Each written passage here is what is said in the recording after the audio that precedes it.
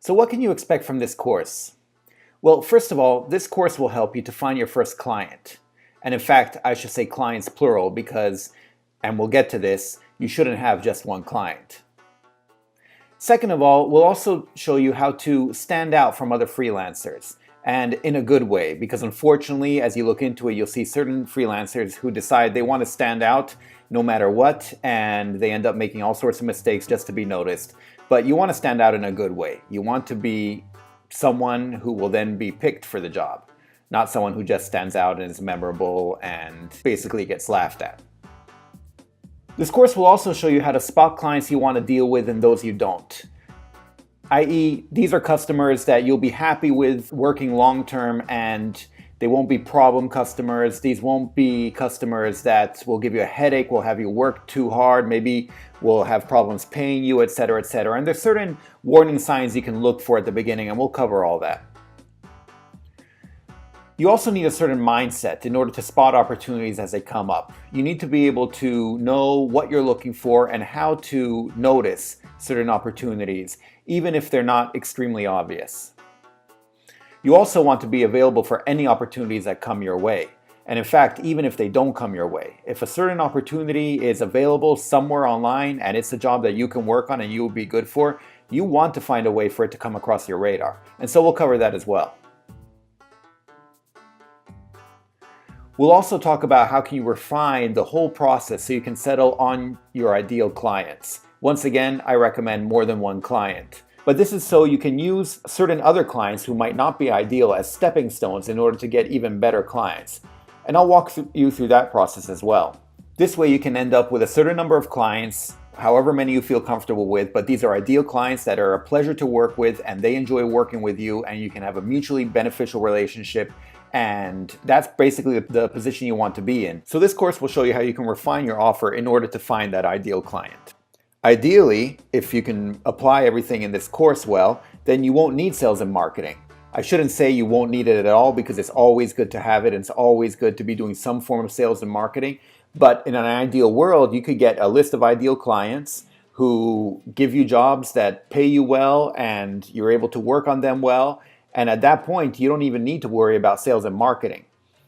You definitely don't need to worry about it as much. And if you do things correctly, then sales and marketing can become a smaller percentage of what you do. Because after all, I imagine you got into your business, into your freelancing business, so you could work on whatever your freelancing skill is and not the sales and marketing associated with it.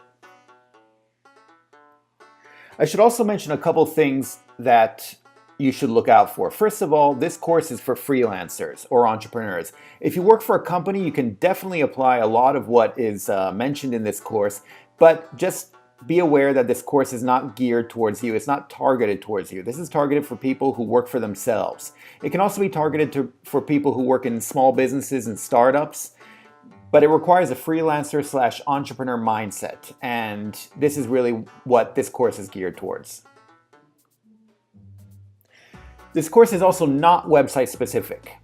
So this is not a course that's only for Upwork or only for freelancer.com or only for guru.com or pros.com or any one of those websites that is very specific either to an industry, or even if it's for all types of freelancers, it's only one website. But this course deals with all types of platforms. Obviously, we're going to mention some of the main ones, like the ones I've already mentioned, Upwork being probably the main one these days. But all of the lessons that you learn here can be applied no matter what platform you use, or even if you don't use a platform and you're just working on your own, depending on what your industry is and what your specialization is. Also, I should mention that this course is not meant to be watched from the beginning to the end. You shouldn't just follow this course from the beginning, even if you're taking notes, and then get until the end and then start out. Ideally, I don't want anyone to delay starting out. If you haven't started out yet being a freelancer, then this course should help you start out. And in fact, you're going to see when we get to the initial lessons, I even tell you how long it should take to complete these lessons in the real life, not to follow the lesson online, but in order to do what the lesson describes.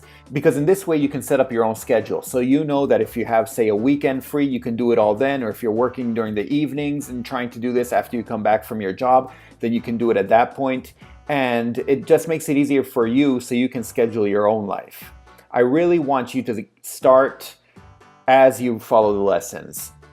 One of the main mistakes that freelancers make is thinking they're not ready yet. And I really want to dissuade you from waiting around until some other event happens before you start out. You should be starting out. And these lessons are made so that you can start out as you're following them.